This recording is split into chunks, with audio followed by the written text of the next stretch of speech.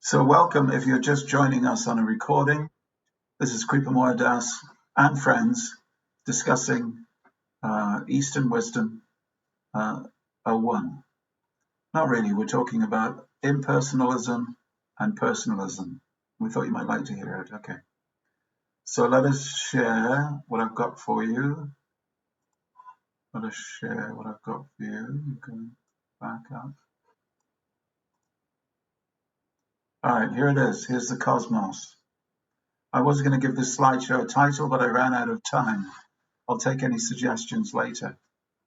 This is meant to be either the universe, where everything's connected to everything else, or the atomic level, where everything's somehow connected to everything else.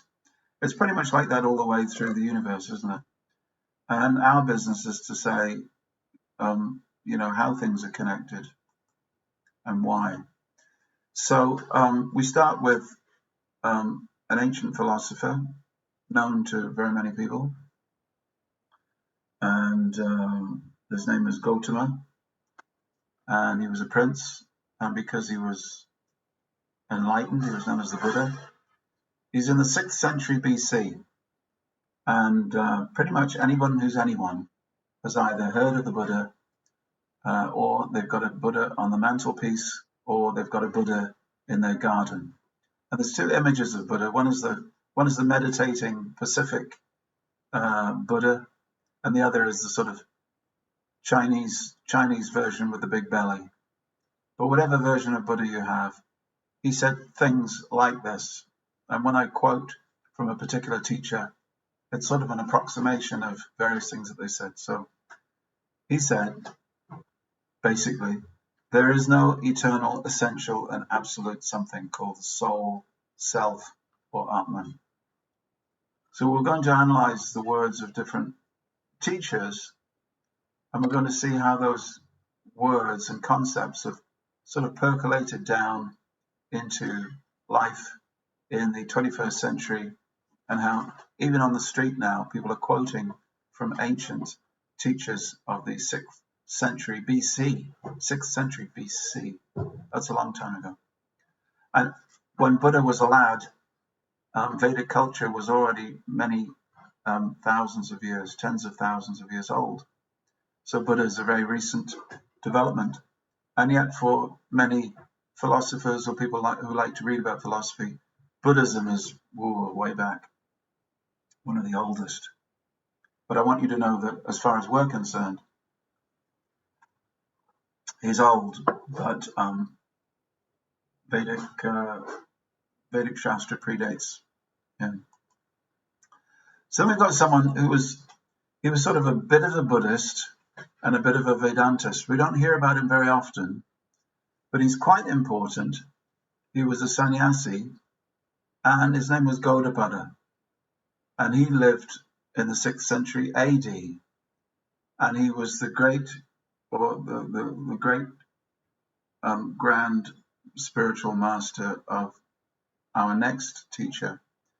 But he said, and this will please all the Scottish people, he said, the self is like a lump within porridge. It is the same as porridge, but condensed. So he said that, well, actually there's not nothing, there is a something, and it is Brahman. And the way he explained it was that Brahman is like porridge, and the individual soul is like a lump in that porridge. So it's porridge all the way through, but there are some lumps. It's condensed, it's sort of a condensed Brahman. And no doubt he was a sincere person. He wrote books in Sanskrit, and they're still available, but they're written using Buddhist terminology. He was dealing with a Buddhist country. India was Buddhist at that time, so he wrote. So here's his conception. Here we have it. I don't know who has a spoon like that with holes in it. Maybe this is some sort of philosophical thing, but porridge has got lumps in it. So the divine white light is like a bowl of porridge, and the individual jiva is not a nothing, but is a something, is like a lump in it. However, he had a disciple, and the disciple had a disciple, and his name was Shankara. And because he was the first in the long line of people bearing the name Shankara, he is called the Adi Shankara, or the original Shankara. And he said, basically what he said was, well, I disagree with the porridge theory, and for me it's a little bit more like this. The self is Brahman, or the cosmic being, the ultimate reality, but in a state of ignorance. That's the self. There is no individual self. Once there is no individual self, individuality is an illusion. Once self-realization is achieved, the individual self merges with Brahman. And he taught in the 9th century. So his idea was that there is an ocean, and there's a drop of water that you see at the bottom of the screen, and the individual self is nothing more than the ocean, which has somehow been separated from the ocean, thinks it is something different from the ocean, and then plops back into the ocean. There it is, a little drop going back to the ocean. So after the drop of water has merged with the ocean, nobody can tell what was the original ocean and what was the drop. So he said after this life ends, or after all your reincarnations end, you will merge back with the Brahman. Ramanuja Acharya, who came in the 11th century, that means the 1000, round about the time of William the Conqueror, he had a different theory altogether. He said, well, the self is part of Brahman, but it's a distinct part.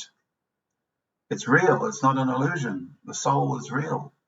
And you know what? The world is real. That's not an illusion. And the oneness between the individual self and the universal self is of quality, but not quantity. In other words,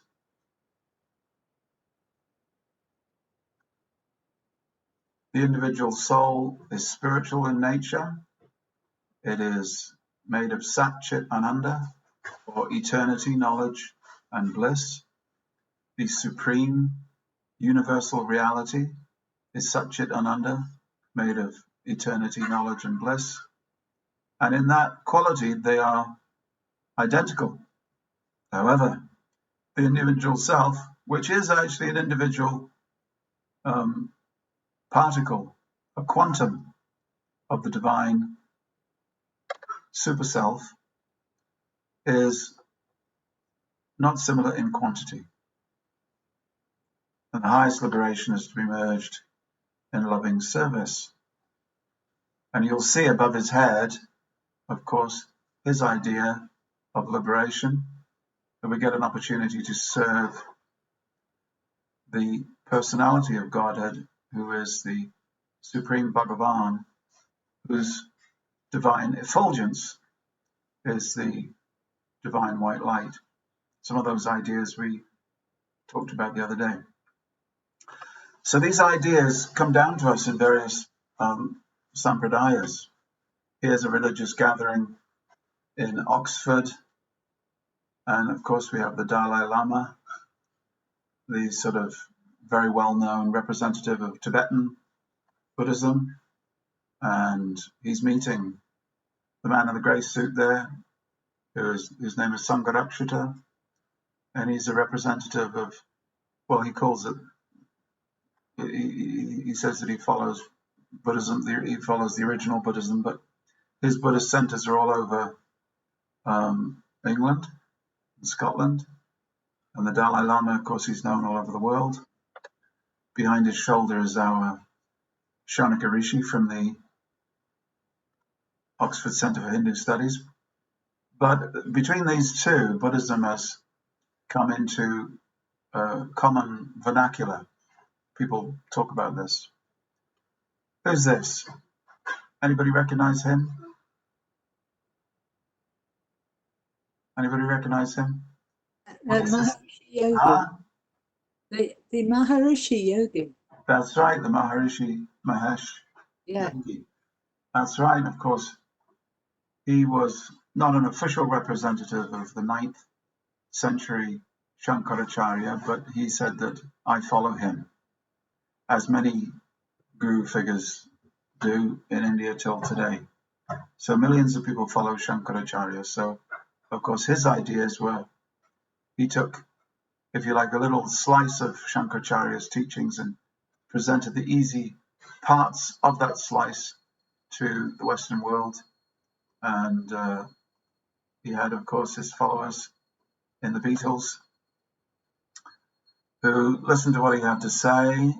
And then I think, Gangadev, you've been to that ashram, haven't you? In Rishikesh. Yes. Yes. Yeah, you went to the ashram where it all happened. Well, unfortunately, of course, he's moved on. We don't know where he's moved on to. Behind his head, you'll see his guru, who's more of a traditional Shankaracharya sannyasi. But anyway, he was giving Shankaracharyas of the self and Brahman to the Beatles. And it sort of came out, I guess you could say, in John Lennon's music of the time. We can all say it together. If you want, you can sing it together. You can put your Liverpool accent on and you can sing it. I am he as you are, me, and we are all together. What does it mean? Well, I think it's a drugged up approximation of Shankara's philosophy, that ultimately the self is not an individual, but the self is, like all other selves, part of the supreme Brahman. We're all together. So you get a lot of that from the 60s and 70s. Unfortunately, one thing, I visited the Buddhist leaders there in the Sangha Apshita's organization, and they say the problem is that people come to them and they don't want to know what Buddhism is. They don't want to learn it because they think they already know. So this sort of, for me, sums up the gobbledygook that people come up with, and they don't really want to have an idea. So I put down some of the things that people generally say, and you can give me a amen. Give me an amen if you've heard this before. So I believe it's all one. Who's heard that before? Jai Krishna, you've heard that before? Amen. Amen. Anapayani, you've heard that before? Amen. Yeah. Let's just let in Radha Govinda. Okay. So the next one is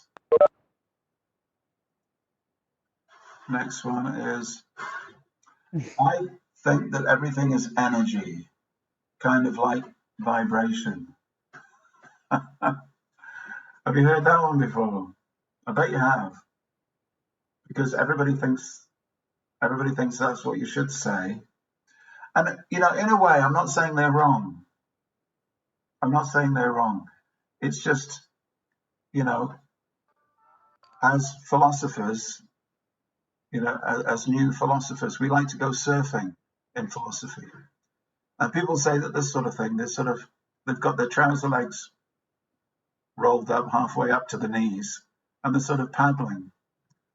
And they're looking back at their mum saying, "Look, mummy, I'm surfing." So they are, it's a beginning of spiritual ideas. But if you're not careful, you'll give it more importance than it actually warrants. So I think that everything is energy. Everything is energy, okay. Kind of like vibration.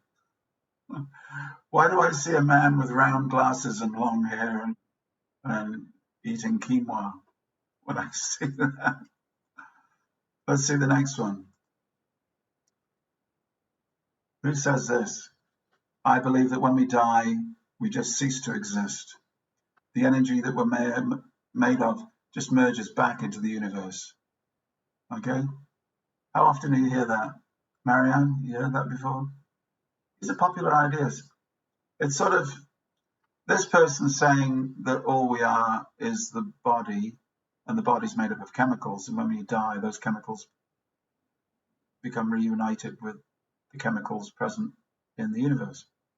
At least the two people before, they had something to say about, well, I believe, that there's some spiritual element to us. And this one's really philosophical. I believe everything is a big illusion. I mean, I don't exist, and neither do you. It's good having a conversation with someone like that, isn't it? It's like Bertrand Russell, great Western philosopher. He was known for sort of taking these ideas of individuality or the sense of self being an illusion and speaking about them. And he finds some support in is he a German philosopher called Spinoza? Anyway, his particular philosophical contribution was called solipsism, that ultimately I, as the conscious observer, am really the only one in the universe, and you are a figment of my imagination. So pretty self-centered. Anyway, at the end of Bertrand Russell's lecture, sometime in the 50s, old lady who was sitting on the front row, she came up to him and she said, "Mr. Russell," she pulled his sleeve, she said, "Mr. Russell, I'm so glad to hear that you were a solipsist, because I thought I was the only one."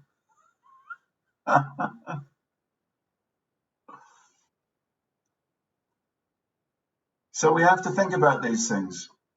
This is a person thinking. In Krishna consciousness, we are not a religion where you're not allowed to think. The philosophy part is so that you think and you draw conclusions from what you're thinking about. Hopefully you'll come to the same conclusions as some of the great teachers of the past, but we need to think. Our thinking is along the lines of what is known as the big three metaphysical entities. I think we've done this before. This is known as Tattva Traya. Did we do that before?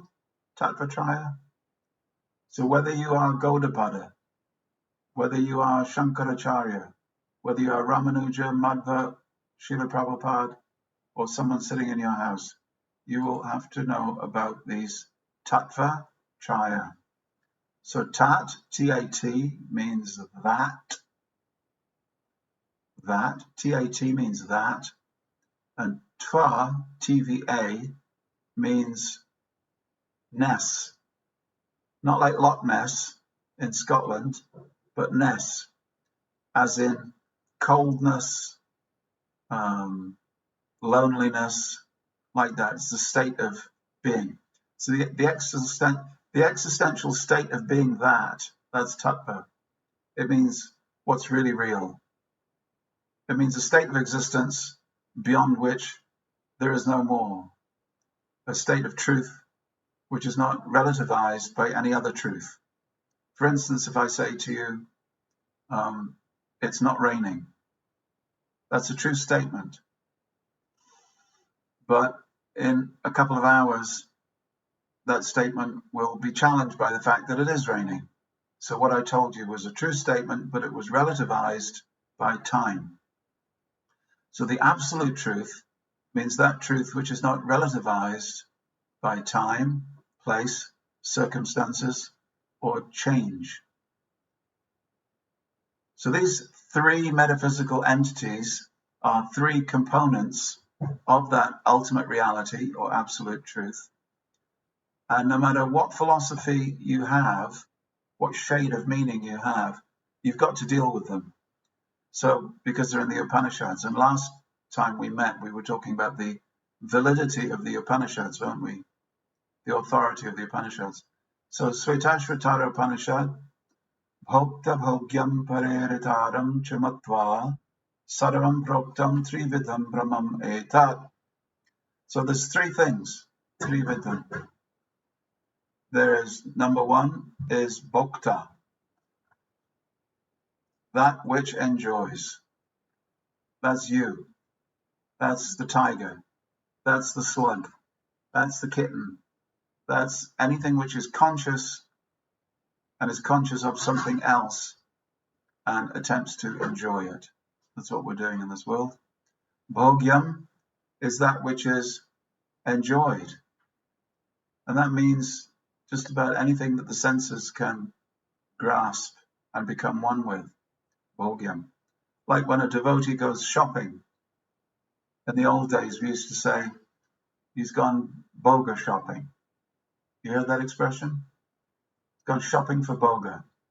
It really just means cauliflowers and potatoes, but it's boga. And it's boga up until the point it's been offered to Krishna. Then somehow those cauliflowers and potatoes, when offered to Krishna, they come back down the chain of existential reality as prasadam. So the third element, third metaphysical entity is preyaritara, the controller of both bhokta and bhogyam. So whoever you are, you have to explain a conscious being, that which they're conscious of, and that element which is in control of consciousness itself. Do you see? And you know that you have some element, some third element, which is controlling your level of consciousness, because you may be ignorant and not know about something. Something may be concealed, the truth may be concealed from you. You may be cheated. You may cheat yourself. There's an element of being controlled. And of course, ultimately, the control is death itself. You cannot go on being a bhokta, trying to experience bhogyam. You will ultimately die and take rebirth. So what is it?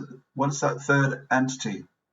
And in our last two sessions, we talked a little bit about Brahman, and we talked about, Godhead, and we talked about different ideas. So we're working slowly.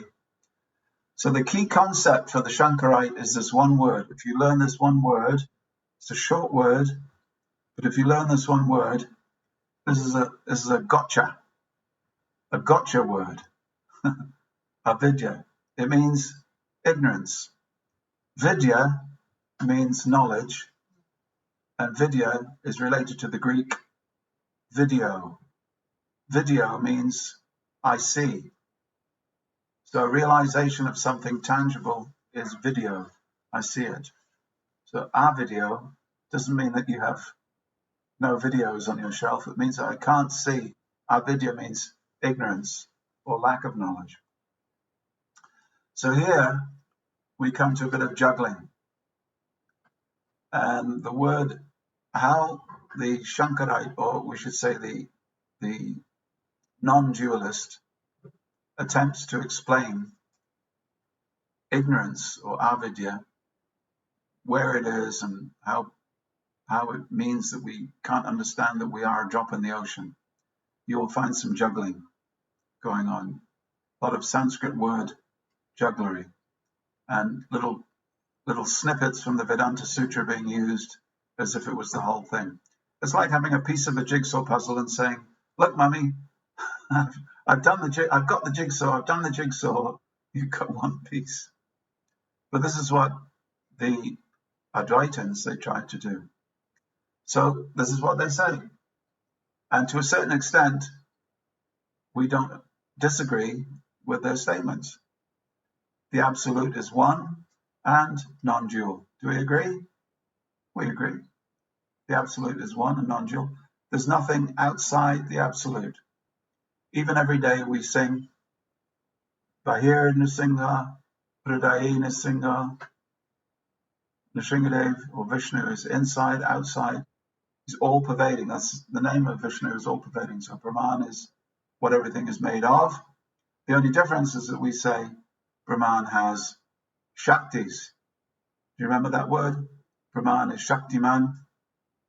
And then there's also Shaktis or energies, which are also Brahman, but they behave in different ways according to his will. So they say the absolute is one and non-dual. Great so far. The absolute is undifferentiated consciousness, appearing in two forms, God or Ishvara, and the limitless individuals or jivas? Kind of okay. Kind of okay. Let's go forward. But we see that there's differences between the jivas. There's a difference between me and Elton John. There's a difference between Elton John and the Queen. Not much sometimes, but there's a difference between the Queen and the President of the United States. Both leaders, but they have a different position. There's a difference between Padmalochan and a snail in his window box, if he has one. There's a difference between Mary and Mukunda. The difference, we're all individuals. So the Advaitin would say, aha, no, we're not, we're all one. We're all one person. And the only reason you think that you're two different people called Mary and Mukunda, or Padmalochan and Marianne, is of ignorance. But what you really are is just one person. But where do the apparent differences come from? That's what Ramanujacharya wants to know. And they say, da-da-da-da-da-da, avidya comes from ignorance. We keep coming back to that key word. So they say, avidya is, and it's true also. Number one is true.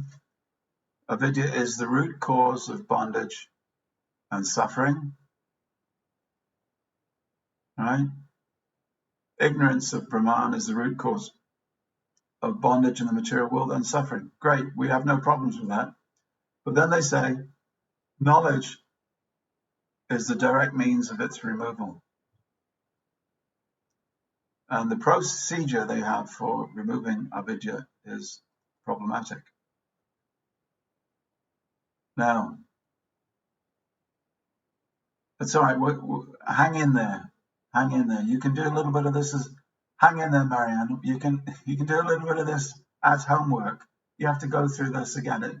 It needs to be done a second time. So they say avidya is without beginning. It can be terminated by knowledge. It's a positive entity. Number 4 starts not making sense. It is neither real nor unreal. It conceals and projects. And the sitting place where it is either Brahman or the jiva. This will all make sense when you've done it 5 times. But I have to do it for the recording and also just for you. We have to start somewhere. So in comes Ramanujacharya, and over his shoulder you will see the personification of Satchit Ananda, Lord Vishnu himself. And he takes up some issue,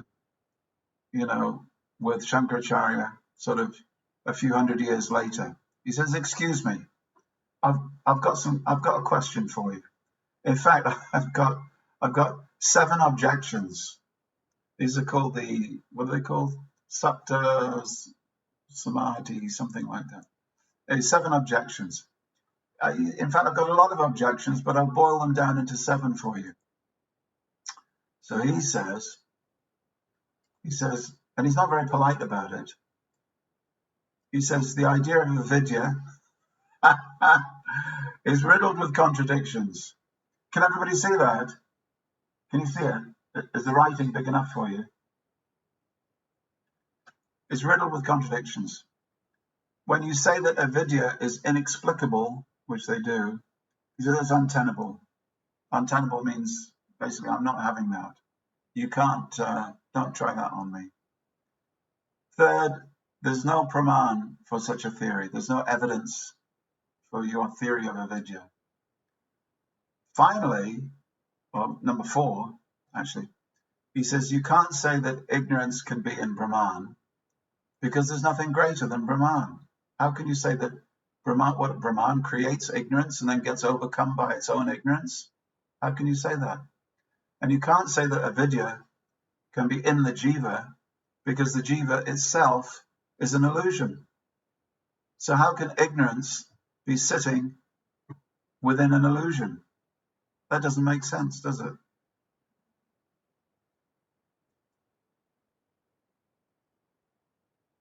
The next one.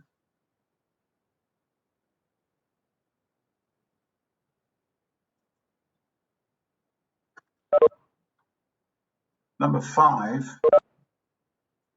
Hang on there. Just the continuation. It's unintelligible. It just really doesn't make sense that a vidya can obscure Brahman. You've already said that Brahman is infinite.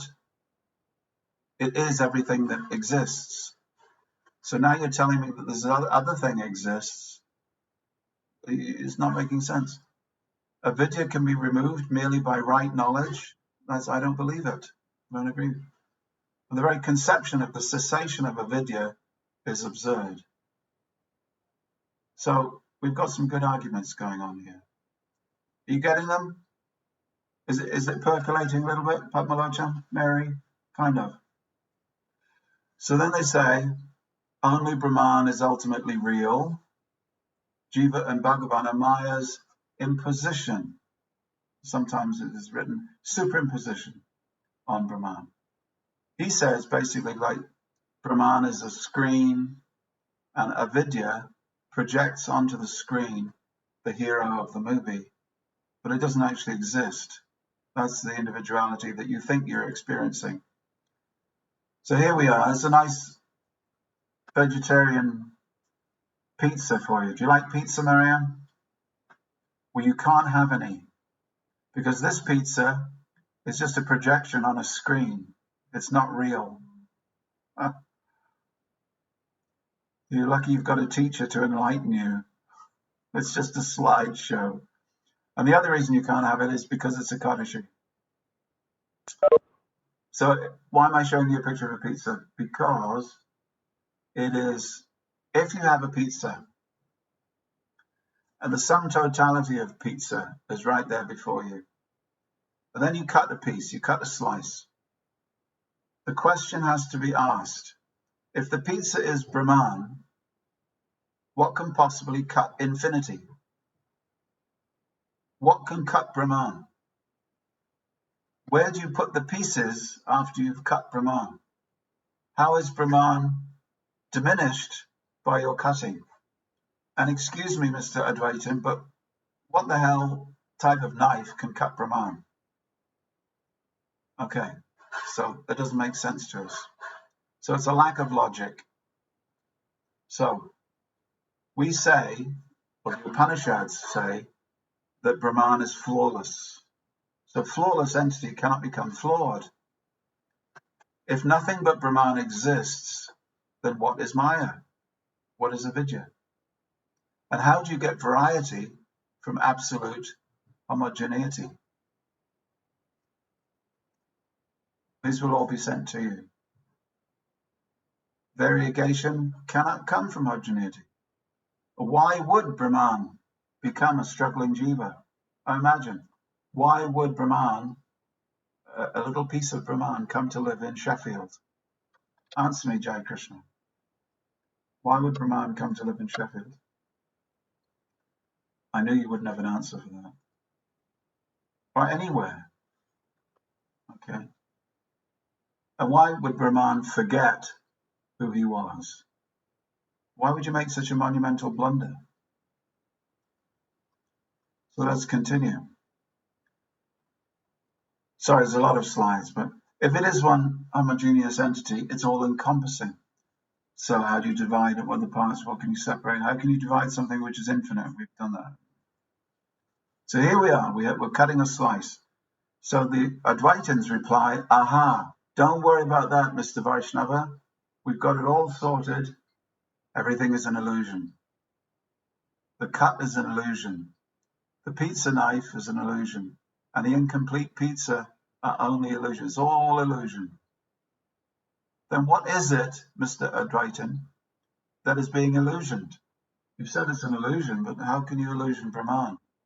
And how can you illusion the jiva if the jiva itself is an illusion? You said the jiva has no reality at all. So how can you illusion something, isn't it? Well, they say it's like a mirage in the desert. You see something, but it's not there. To which Ramanuja replies, oh, it's all very well, but I think you'll find that a mirage does not mean that something's not actually real.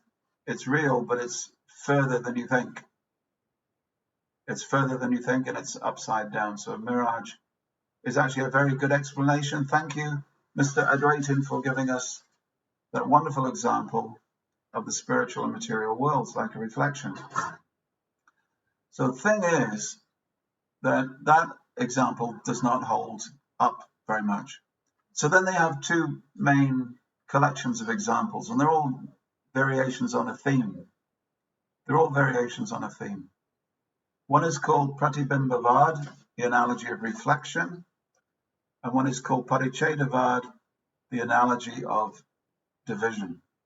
So what are these? And it's the last sort of, Prabhupada said there was two men walking down a river, or walking alongside the river, and they came to a piece of rope, and one man said to the other man, he said, oh look, someone's cut a piece of rope with a knife and he's left it on the road. And the other one said, oh no, my friend. He said, this rope was definitely being cut with the scissors. The other one said, no, look carefully. It's been cut with a knife. Scissors, knife, scissors, knife. And the knife man pushed the scissors man into the water. And he was so angry with him, he was holding his head under the water. And the scissors man put his two fingers up like this. So Prabhupada said, he said, the Advaitins, they will argue until they're practically losing their life. So they cannot stop arguing. They will never surrender to Krishna. So these are two. So what is the analogy of reflection? Well, the analogy of reflection is that if you look into a mirror, okay, you see your reflection, but the reflection is nothing but you. There's nothing but you. It is a reflection of the real person. It looks like the real person, but it's not. So similarly, Brahman, avidya, creates a mirror, and Brahman looks into that mirror and sees its own reflection. And the individual in the mirror is not actually an individual, but it's just a reflection of the true higher self. Well, I'm sorry. And they try to expand it by saying, it's really like the sun. The sun is reflected in water. And if the sun is reflected in water, then every time you fill up a pot of water, you fill it up to the top, and in each pot, you will see the sun. The sun will be reflected on top of each pot. But does that mean there's 1, 2, 3, 4, 5 suns? No. So the reflection is like the jiva. There's still only one sun, but it's reflected in different ways. Are you getting this, Jai Krishna? It's okay. So then, here comes the lack of logic. Illogic. Brahman is formless, and a formless entity cannot be reflected. Brahman is everything, so what is the water? If Brahman is everything, which you say, then what is the water to reflect it? Brahman has no object, so who looks at the reflection? Look, it's all falling apart, isn't it? I feel so sorry for them. Yeah, same thing. If Brahman has no form, how can it be reflected, and what is the water? You've got to stick these on a fridge and remember them for that time when you're speaking to someone who says, aha, gotcha. And there's two classical examples mentioned in the Upanishads. One is the inside of a shell. This is an analogy meant to help us understand what illusion is. I look at the beautiful inside of the nacre, it's called, of a shell, and I think it to be silver, right? I think it's real silver. But it's not real silver, it's just the inside of a shell. Or I look at a rope, and in the dark, it looks like a snake, poised, ready to strike. But it's not a snake, it's a rope. So what I've done, I've superimposed my memory of real silver onto the inside of the shell. I've superimposed my memory and the emotion of fear onto a piece of rope. And in my imagination, that piece of rope has now become a snake. Aha, Ramanuja says. But a snake is real and silver is real. And your memory of them is also real, and memory is a reality. So even superimposition, where you're doing the projecting, is coming from a real place. So then they have what is called Parichedavad. Parichedavad is where they mention that there is a pot, a sealed pot. Inside the pot is some space, not air, but space. Outside the pot is some space. When the pot breaks, the space on the inside merges with the space on the outside. In this analogy, the pot is the body and the space is the soul merging back into Brahman. Wait a minute. Wait a minute. So that's what they say, what we say. But you cannot cut space. You can't cut space. And a metaphor has to agree with many points of similarity to be correct. Finally, we say the jiva is not a pot. It's not a pot. It's consciousness, not just a dull construct. So this is why after Vyasadeva, Srila Vyasadeva had written the Vedanta Sutra, which could be understood in two different ways, either abheda, non-different, that the jiva is non-different from God, or Veda, the jiva is different from God. He wrote the Srimad Bhagavatam. And part of the Srimad Bhagavatam is all about Krishna and stories of Krishna. But part of the Srimad Bhagavatam is about establishing the philosophy of Achintya Veda Veda Tattva. So here we have this wonderful verse, which is a key verse in your life. If you only know one verse, this will be very helpful for you. Vedanti tattva vidas tattvam yajnanam advayam brahmeti paramatmeti bhagavaniti shabdite. The key word here is we've got Vedanti, people who know the truth. Tattva vidas, they know that's truth of tattvam. And it is jnanam advayam. So jnanam sometimes means knowledge and sometimes it means consciousness or full conscious awareness, like Buddha, full conscious awareness. And advayam. Dvayam means a two-ness. Advayam means a not two-ness. So we also agree that it's a not two-ness, that the supreme entity, metaphysical entity, is also an advayam, a not two-ness. The Sanskrit here could have been ekatvam, oneness, but instead it's advayam, a not two-ness. So what does that mean? If something's not two, then it's one, isn't it? But it's a shade of meaning, and it's very deliberate here, this word advayam. It's a not two-ness, which means that it's a qualified oneness. Why is it a qualified oneness? Because Brahmeti, Brahman, Paramatmeti, the super self, and Bhagavan, the original source, iti shabdite, that's how they speak it.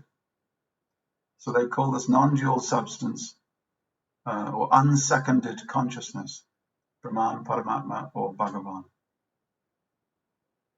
So this Achintya Veda Veda Tattva takes us through to the philosophy of Chaitanya Mahaprabhu. And isn't it a relief? We have such a relief that we can be part of something wonderful, that there's a glorious establishment of sense over nonsense, logic over illogic. We can take part in this. Hare Krishna. Beautiful new painting. So thank you very much. You're all wonderful people. Now, hands up. Who's bewildered? Who's confused? Me too.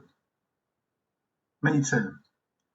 But all of these elements are confusing because we've tried to unravel and make sense of something which is nonsense. We really have to struggle hard to try and understand it. But people will come to you. Why? Because this is the first level of understanding that people have before they can move on. So I would like you to learn everything on that slideshow. I would like you to learn it in your own words. Okay, Shamla? You've got to be able to present it so that you know it. Because people are going to come to you and say, it's all one, or, you know, it's sort of energies, and they've got all kinds of fluff. And I don't want you to be deceived by fluffiness, or a look should never come over your face which says, oh dear, what do I say now? You've said something. You've said something. Oh, you got me there. You got me there. It's like, and then the people go, aha, see, you didn't think of that one, did you? See, didn't think of that one. It's just like a pizza, and you cut a slice from the pizza, and you go, well, actually, I have thought about that before. Actually, if Brahman is like a pizza, then what's the cut, and how can you cut infinity? What's the knife, and where do you put the pizza, and who's going to eat the pizza anyway? If everything is Brahman, think about it. Okay, so the Padmalochan, yes, go for it. How does Ramanujacharya differ from Madhvacharya with his, and then is that the same as a Chincha Beda Beda Tattva? Is it a totally different? Is he saying there's two separate? I don't fully understand. I've kind of grasped the Ramanujacharya. Yeah. It's a little bit like this. Sorry, Maharaj. What color would you say your shirt was? Or puce. Puce. And what color would you say the wall behind you is? Purple. But yeah. Everybody can see. You can all see that it's different colors, can't you? Yeah. Yeah. It's the shade, or what we call a philosophical nuance. So if you bring a man into the room, okay, he will say, the shirt is purple, the wall is purple. But if you bring an interior decorator into the room, he or she will say, well, no, I think you'll find there's a shade of meaning, there's a shade of color that's different. There's definitely a different shade. And we know there's a different shade because Padmalochan, if he stands with his back to the wall, he won't disappear. We'll clearly be able to see the differences. So Shankara it's all purple. That's Shankara. It's all purple. It's all one color. Ramanuja, he says, it's all one color, but I detect a shade of difference. Madhvacharya, he says, no, it's definitely two different colors.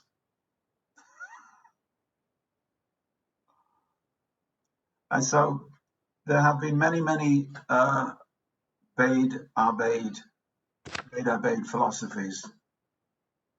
All the Vaishnavas are Beda Beda.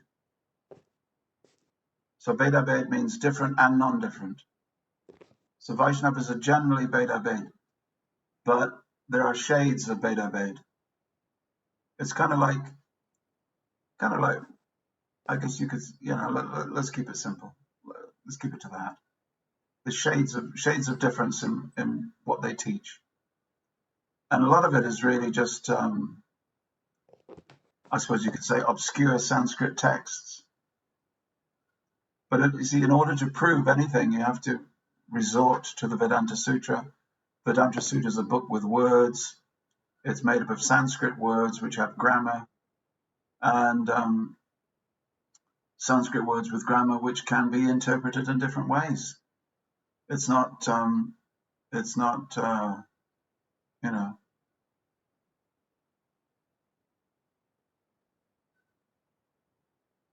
So if someone says to you as a devotee, like Jai Krishna says, if someone says to you, a devotee, well, I want to be a non-dualist, we say, fine, you know, and then you go all Ramanujacharya on him. We're also non-dualist. But there's just a little shade of meaning between purple and puce, you know, and it's called Vishishtadvaita. Vishishtadvaita means that God has, or Brahman has, attributes. And so they would say that Brahman is like a lotus flower, and a lotus flower is all one thing, and yet there is pinkness in the lotus flower. You can't separate that pinkness. It's there, it's a pink flower. How are you going to separate pinkness from the flower? But there is such a metaphysical entity as a flower, and a metaphysical entity known as pinkness. They're both together on the one thing. But you have to accept them as two different entities. So in the same way, the jiva is one of the attributes. It's the pinkness of the lotus. You understand? It's the pinkness of the lotus. It's different, but at the same time, it's just part of the lotus. So usually when you use that, they go, oh yeah, okay. Usually for these people, Krishna is too much, it's like a shotgun, you know, between the eyeballs. It's too hard for people. You know, Krishna is too full on. So if you go all Ramanujacharya to them, see, it's just like Gaudapada had to deal with Buddhism, and he had to prove that the Vedanta was still usable in what was a Buddhist environment in India. You know, a couple hundred years later, Shankaracharya, he could come out a bit stronger because Buddhism had faded somewhat. After Shankaracharya, Buddhism faded quite a bit, and it went from India to, you know, China, Japan, Thailand, Cambodia, Vietnam, like that. But it originated in India and then basically died in India. And one of the people that helped Buddhism to die was Shankara, because he brought people back to the Vedas, because it made sense, and Buddhism didn't make sense the way he presented Vedanta. Now after Shankara, another few hundred years anyway goes by, and you have Ramanujacharya, who again, he says, well, sorry, but Shankaracharya's presentation doesn't really make sense, and here's 7 good reasons why it doesn't make sense. He's word juggling. He's you know, avidya, this idea of avidya, it doesn't really make sense. And he explained why, and people said, you know what, you've got a point. But not everybody. So there's still Advaitins in India, and they still believe what they believe, and they still present what they present. And the two groups have gone on for hundreds of years. But after Ramanuja came Madhvacharya, who was very ferocious in his dualism. He wanted to stress, no, puce is definitely a different color than purple.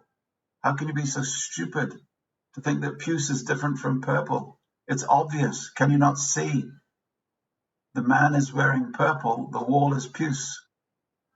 And he was, you know, definitely, he was focusing in on the differences, because at that time, the differences were a forceful presentation against the domination of Advaita. Now, if medieval Vaishnava philosophy isn't your bag, that's fine. We don't have to go any further. But it has a history, how it reached us. You are the modern day recipients of a historical, evolution of spiritual thought. And it's good to know where it came from, because Shankara's modern day followers and the Buddha's modern day followers are all out there. And if you ask them the right questions, you can have some fun. All right, that's lovely. You've been lovely, and I'm going to see you again on Sunday.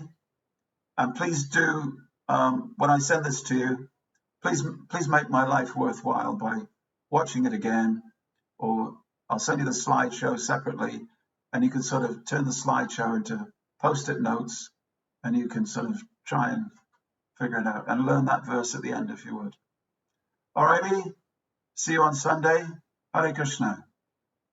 Now go and eat potatoes. Thank you, Maharaj. Hare Krishna. Hare Krishna. Hare Krishna. Hare Krishna.